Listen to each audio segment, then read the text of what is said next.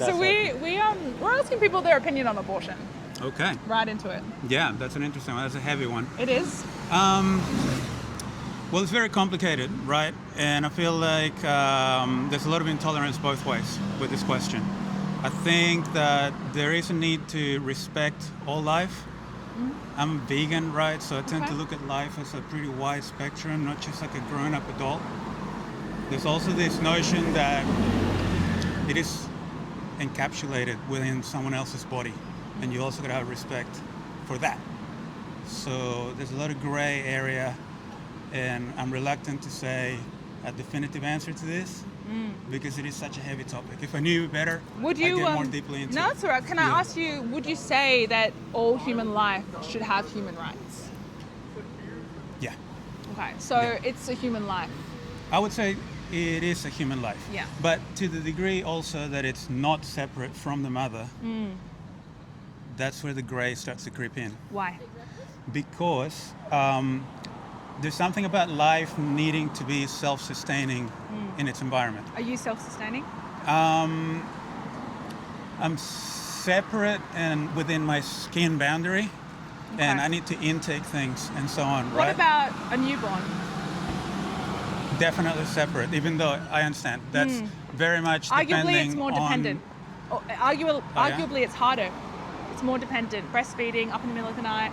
Yeah, but it could be done by a surrogate mother. It could be done by someone else. It could be done with substitutes, yeah.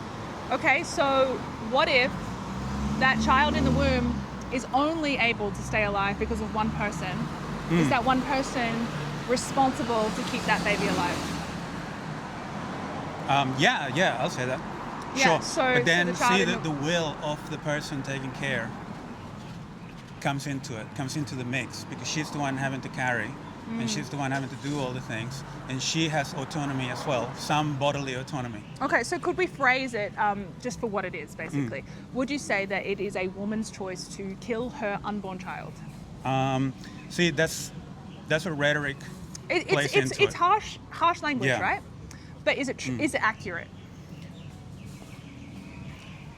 Well, again, I think it's trying to draw a hard line where there is none, and there's a little bit of moral ambiguity baked into this cake. No, I mean, I understand what you're saying. Maybe we say, okay, let's investigate the moral ambiguity. Yeah. But we still have to call things what they are.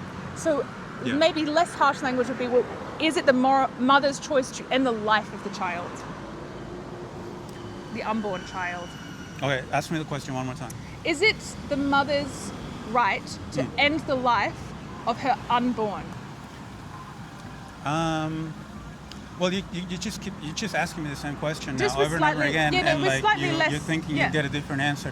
Okay. I'm very sympathetic to the whole thing, right? Yeah. And like I said before, I'm not necessarily super on one side or the other. Yeah. I'm also not trying to be like, not give you a straight answer. I'm trying to do the best I can. I know. It's a hard thing these lines. And I guess I'm asking it to you so straight because you've been willing to be relatively like straight. Yeah. But I think that the only way to get to the bottom of whether or not it's the right or wrong thing to do would be to use actual language. I agree.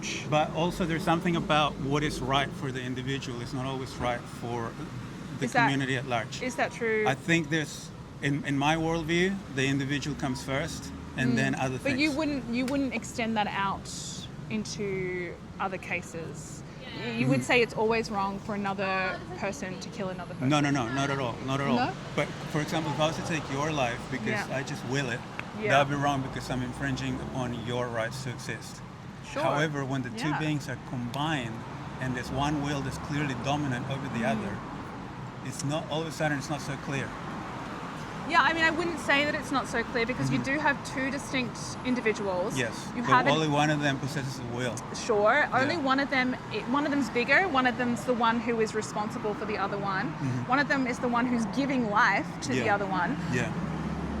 But just because that one is bigger and that's the one who's giving, does that mean that they then have the right to take? Not only is it bigger, it's like an origin for the thing itself, for the life itself. I mean, and it's like Russian dolls.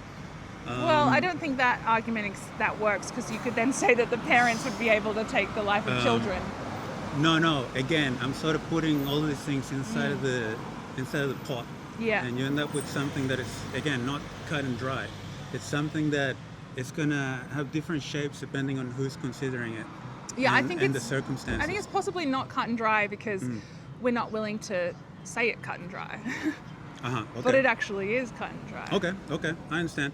But do you understand how the life of, let's make an extreme analysis, say like the life of a fly is not equally important to the life of a dog? Would you say that? We're looking at different levels of organization, different Sure. levels of like, Sure. would you be okay with making that statement?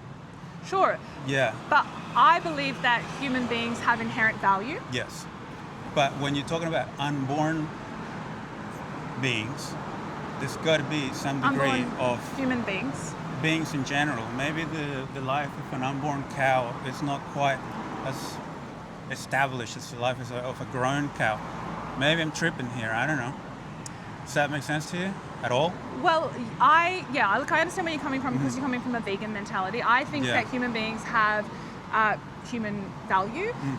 They have moral worth because they are human, and it's if you're human, you get moral. You have moral worth, and so you have the right to life. Oh yeah.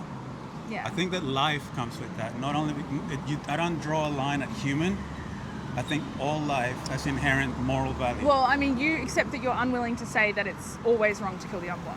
That's right, because the question of free will comes into the picture, and free will is what gives us an edge. Yeah, in but this- we're quite capable of making some pretty horrible decisions with our free will, aren't we? Yes, but also we're responsible for making that better for us and for everybody else. I agree with that. Yeah. Look, let's leave it there. Thank you so much Yeah, for your time. no I appreciate it.